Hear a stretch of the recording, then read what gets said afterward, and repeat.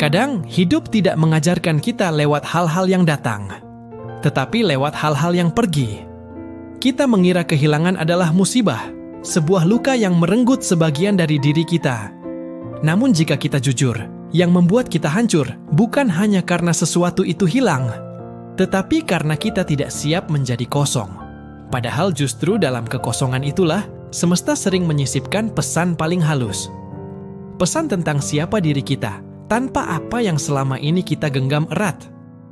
Kehilangan bukan sekadar perpisahan, tetapi undangan sunyi bagi jiwa untuk melihat dirinya apa adanya. Sebab seringkali, ketika satu hal pergi, yang tersisa bukan kehancuran, melainkan ruang baru tempat diri kita mulai pulih, tumbuh, dan berubah. Kehilangan adalah bahasa yang dimengerti semua manusia. Tidak perlu dijelaskan, tidak perlu diterjemahkan, karena setiap hati pernah merasakannya. Kehilangan seseorang, kehilangan masa lalu, kehilangan rasa aman, atau kehilangan diri sendiri.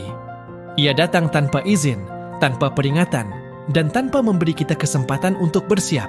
Tetapi meskipun terasa pahit, kehilangan selalu membawa sesuatu yang tidak terlihat. Ruang kosong yang awalnya menakutkan, namun perlahan mengajarkan kita bertahan. Perjalanan ini bukan tentang menghapus sedih, bukan tentang memaksa diri untuk kuat, tetapi memahami bahwa kehilangan tidak selalu berarti akhir. Kadang, ia hanyalah cara halus semesta untuk menuntun kita kembali pada diri yang lebih jujur, lebih tulus, dan lebih utuh. Dalam kebatinan, kehilangan bukan sekadar sesuatu yang pergi, tetapi sesuatu yang mengungkap. Ia membuka ruang sunyi di dalam diri, tempat hati akhirnya terdengar tanpa gangguan. Dalam ajaran Nusantara, kehilangan disebut sebagai suwung, keheningan yang bukan berarti hampa, tetapi tempat jiwa belajar mengenali dirinya sendiri. Filsuf Heraklitus berkata bahwa satu-satunya yang pasti dalam hidup adalah perubahan, dan setiap perubahan selalu membawa unsur kehilangan di dalamnya. Sementara dalam Sufisme, Rumi menulis bahwa retakan di hati justru menjadi tempat cahaya masuk. Pesan mereka sama, kehilangan bukan hukuman, bukan pertanda buruk, tapi keadaan netral yang memaksa kita melihat sesuatu yang selama ini tersembunyi. Ia menguji, membersihkan, dan menyingkap lapisan diri yang kita sembunyikan dari dunia, bahkan dari diri kita sendiri. Siddhartha Gautama tidak menjadi Buddha karena ia menemukan sesuatu, tetapi karena ia kehilangan segalanya. Ia meninggalkan istana, kekayaan, kenyamanan, bahkan keluarganya.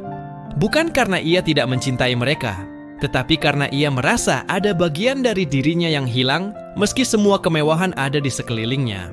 Dalam perjalanannya, ia kehilangan identitas lama, kehilangan ambisi duniawi, kehilangan ego yang ia kira adalah dirinya.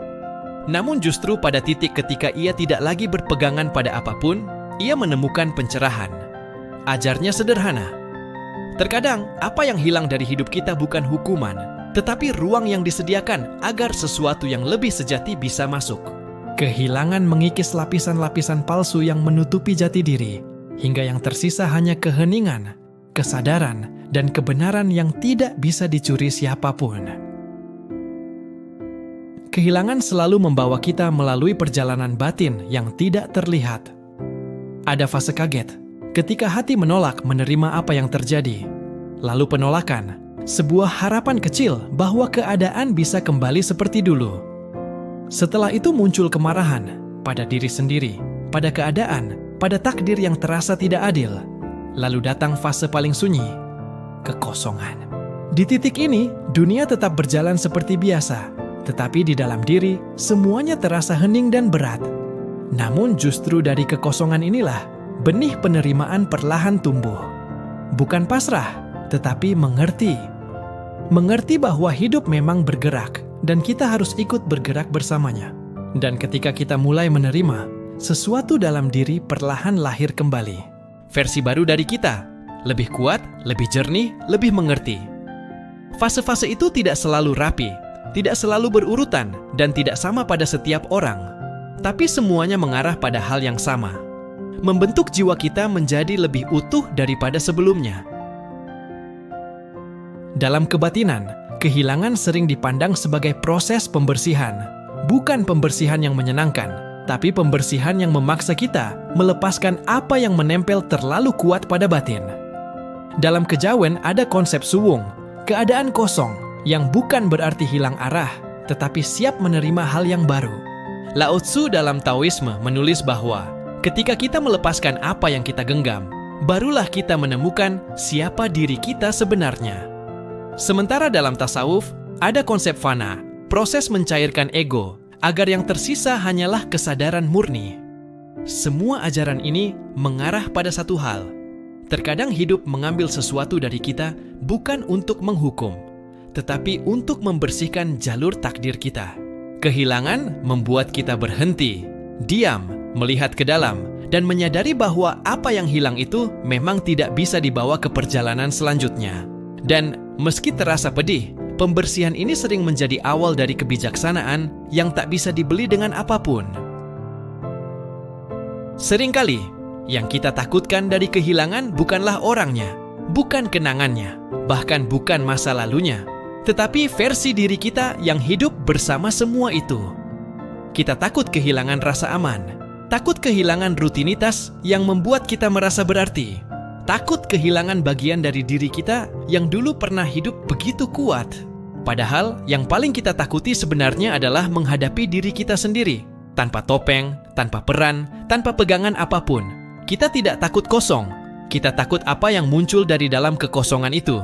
Kita tidak takut ditinggalkan, kita takut harus memulai kembali. Kita tidak takut perubahan, kita takut tidak siap untuk berubah. Tapi kehilangan membuka kebenaran yang sulit dihindari, bahwa diri kita jauh lebih luas, lebih dalam, dan lebih kuat daripada apapun yang pernah kita genggam. Dan seringkali, kita baru menyadarinya ketika sesuatu yang kita jaga akhirnya pergi. Marcus Aurelius, kaisar Romawi yang dikenal sebagai filsuf Stoik, tidak belajar kebijaksanaan dari kemenangan, tetapi dari kehilangan. Ia kehilangan 8 dari 13 anaknya, kehilangan sahabat-sahabat yang ia percayai, kehilangan rasa aman karena hidupnya selalu dikelilingi perang dan pengkhianatan. Namun, dari semua itu, ia menulis satu kalimat sederhana. Apa yang terjadi padamu sudah ditakdirkan untuk memurnikanmu. Baginya, kehilangan bukanlah tragedi yang harus dilawan, tetapi proses yang harus diterima dengan hati yang sadar. Ia mengerti bahwa manusia tidak bisa mengendalikan apa yang pergi, tetapi bisa memilih bagaimana ia berdiri setelah semuanya hilang. Stoicisme mengajarkan bahwa penderitaan sering muncul bukan dari kejadian itu sendiri, tetapi dari cara kita menafsirkannya. Marcus Aurelius tidak merayakan kehilangan, tetapi ia juga tidak membiarkan kehilangan mencuri kejernihan jiwanya. Ia memilih untuk tetap berjalan, perlahan, dengan lapisan kebijaksanaan yang hanya bisa lahir dari hati yang pernah hancur, namun tidak menyerah. Setiap kehilangan mengecilkan hidup kita untuk sementara. Dunia terasa sempit, langkah terasa berat, dan hati seolah menyusut sampai titik yang hampir tidak terlihat. Namun justru di titik terkecil itulah banyak orang menemukan kekuatan terbesarnya. Sama seperti keramik Jepang kintsugi yang diperbaiki dengan emas, retakan tidak disembunyikan, retakan ditonjolkan, karena disitulah keindahan baru lahir. Kehilangan bekerja dengan cara yang sama. Ia membuat kita retak, tetapi bukan untuk menghancurkan, melainkan untuk membuka jalur bagi sesuatu yang lebih kuat, lebih jujur, dan lebih bermakna. Dalam momen paling sunyi, ketika tidak ada lagi tempat untuk lari, kita akhirnya melihat siapa diri kita sebenarnya. Tidak dibentuk oleh kemenangan, tetapi oleh keberanian untuk tetap berdiri dalam keadaan paling rapuh. Dan seringkali, justru dari rapuhan itulah muncul keberanian yang tidak pernah kita sadari sebelumnya. Hampir semua ajaran besar di dunia mengajarkan hal yang sama tentang kehilangan. Dalam Hindu, ada prinsip anitya, bahwa segala yang lahir akan berubah dan berlalu. Dalam Buddha, penderitaan muncul dari keterikatan, sehingga kehilangan bukan musuh, tetapi bagian dari hukum alam. Dalam Islam, setiap jiwa pada akhirnya akan kembali, dan apapun yang hilang sesungguhnya tidak pernah benar-benar menjadi milik kita. Dalam kekristenan, ada musim untuk meratap, dan ada musim untuk bangkit. Dalam kebatinan Nusantara, Kehilangan adalah sawaning pati, suwunging urip, sebuah keheningan yang justru membimbing jiwa pada pemahaman lebih dalam. Semua tradisi ini, dari timur maupun barat, sepakat pada satu hal. Kehilangan adalah ritme semesta. Ia bukan anomali, ia bukan kesalahan. Ia adalah bagian dari tarian hidup yang membawa kita dari satu fase kesadaran ke fase berikutnya. Dan saat kita melihatnya dari kacamata ini, kehilangan tidak lagi terasa seperti akhir, melainkan transisi yang menuntun kita menuju diri yang lebih luas daripada yang pernah kita kenal. Kehilangan seringkali memaksa kita menatap cermin yang selama ini kita hindari. Bukan cermin fisik, tetapi cermin batin. Tempat semua rasa takut, keinginan, dan luka lama muncul satu persatu. Ketika seseorang atau sesuatu pergi dari hidup kita, yang tersisa bukan hanya kekosongan, tapi juga pertanyaan. Siapa kita tanpa itu semua? Selama ini kita mendefinisikan diri lewat hubungan, pekerjaan, status, masa lalu, atau peran-peran yang kita jalani. Tapi ketika satu persatu hilang, barulah terlihat bahwa identitas yang kita bangun sering rapuh. Kehilangan menyibakkan lapisan-lapisan itu, memperlihatkan inti diri yang polos, sepi, dan jujur. Inilah momen yang banyak orang takutkan, karena tidak ada lagi tempat bersembunyi. Namun justru disinilah transformasi dimulai. Diri yang dilihat tanpa penyangga apapun adalah diri yang siap tumbuh. Kehilangan tidak hanya mengambil sesuatu dari kita, tetapi juga mengembalikan kita pada apa yang benar-benar milik kita. Kesadaran, keberanian, dan kebenaran batin yang selama ini terkubur oleh hiruk-pikuk hidup. Tidak semua kehilangan datang dari sesuatu yang pergi. Ada kehilangan yang muncul dari sesuatu yang kita pertahankan terlalu lama. Kita tetap menggenggamnya meski sudah retak, tetap bertahan meski hati semakin hancur, tetap meyakinkan diri bahwa ini yang terbaik, padahal batin berteriak sebaliknya. Dalam kebatinan, ini disebut ngoyak sing ora selaras, mengejar hal yang tidak lagi sejalan dengan perjalanan jiwa.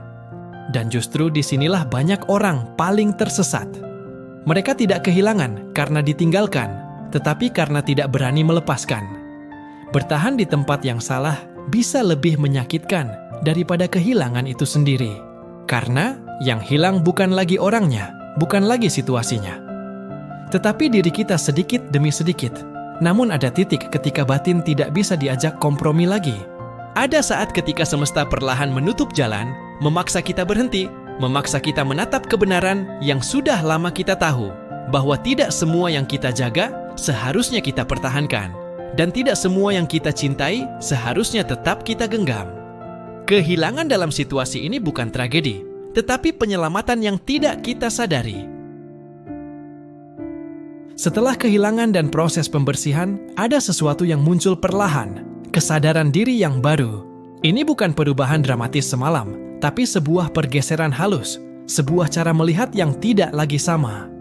Dulu kita mengukur diri lewat apa yang kita punya, siapa yang bersama kita, atau peran yang kita mainkan. Kini ukurannya bergeser, ke kedalaman, ke kesetiaan pada kebenaran batin, ke kemampuan bertahan sambil tetap lembut pada diri sendiri. Kesadaran baru ini membuat kita tahu kapan harus berkata cukup, kapan harus mundur, dan kapan harus melangkah dengan berani. Ia memberi ruang bagi pilihan yang lebih jujur. Pilihan yang lahir bukan dari takut kehilangan, tetapi dari rasa ingin menjaga apa yang benar-benar penting. Di momen ini, kehilangan tidak lagi tampak semata sebagai kekurangan, melainkan guru yang mengajar kita apa yang layak dipertahankan. Kita berjalan dengan beban yang berbeda, bukan tanpa luka, tapi dengan peta yang lebih jelas. Dan yang paling penting, kita mulai menyadari bahwa pulih bukan berarti kembali ke yang lama, melainkan hadir sepenuhnya dalam bentuk baru yang lebih peka, lebih utuh, dan lebih penuh belas kasih terhadap diri sendiri. Pada akhirnya, kita menyadari sesuatu yang sederhana, namun dalam. Kehilangan tidak datang untuk mencabut hidup kita, melainkan untuk mengarahkan kita kembali ke inti diri kita sendiri. Ia mengingatkan bahwa tidak ada yang benar-benar milik kita. Semua hanya persinggahan, dan tugas kita adalah berjalan dengan sepenuh hati, tanpa menggenggam terlalu keras. Habis dari masa lalu, kita mengambil pelajaran. Dari yang hilang, kita mengambil makna. Dan dari luka, kita mengambil keberanian untuk membuka halaman baru. Dan mungkin, kehilangan bukan akhir, tetapi pintu menuju perjalanan yang lebih dewasa, lebih hening, dan lebih tulus. Pada titik ini, kita tidak lagi menolak perubahan. Kita merangkulnya, sebab kita tahu, apapun yang pergi, hidup tetap menawarkan sesuatu yang membuat kita terus maju. Dan walau bentuknya berbeda dari yang kita harapkan, seringkali justru itulah yang kita butuhkan untuk kembali menjadi manusia yang lebih bijaksana. Manusia yang mampu mencinta tanpa takut kehilangan, dan mampu kehilangan tanpa kehilangan dirinya sendiri.